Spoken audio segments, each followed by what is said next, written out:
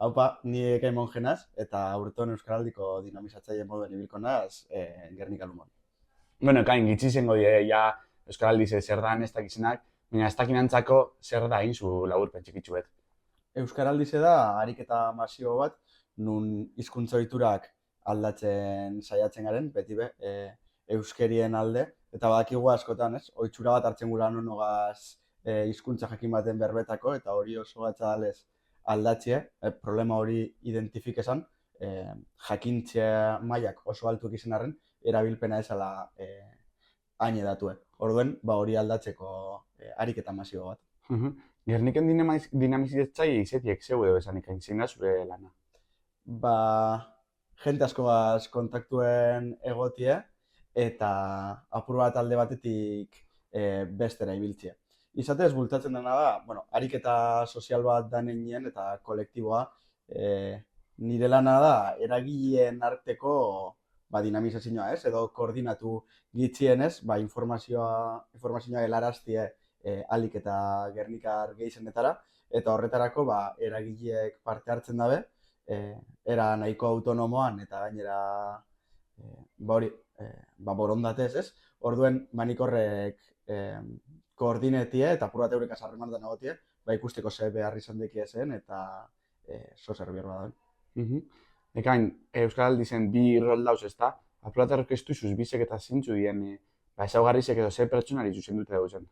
Bai, hor badekogu puntu bat azaltzeko lehenengo gauzia dela oso tipikoa, baina ez dauela jerarkizazio mailarik rolan artean, ez? Badekoguz betiko belarri prest eta hau bizi, eta, bueno, lehenengo puntua da, bizeta jakimi dela euskeraz, gaitasun egitzien ez ulertzeko parte hartu izateko Euskaraldizen. Orduen, belarri prestak berak nahi dugu lehenengo hitze jasotie beti euskeraz, eta gero testu inguruen arabera erabakiko dugu euskera zein edo ez, hori almen hori deko. Eta askotan gatza izeten da mantentzi egunerako ohiturak euskeraz, eta jente batek gure izeten dugu belarri prest txapierun. Eta hori bizi da, lehenengo hitze beti euskera zeingo duena, eta konversazio elebidunetan euskerie mantenduko duena, edo saiatuko da nagitzien, 10 egun, 11 egun horietan hori manteni duten. Ekain, igual hilako emoten hain beste bombo edo, baina begai dau beste errol bat entidadien txako gehiago zuzen dute ez da, haien den behin gara parte, Euskaraldizen parte hartzeko. Zeu edo esan horrek eta zertan lagundu aldabe?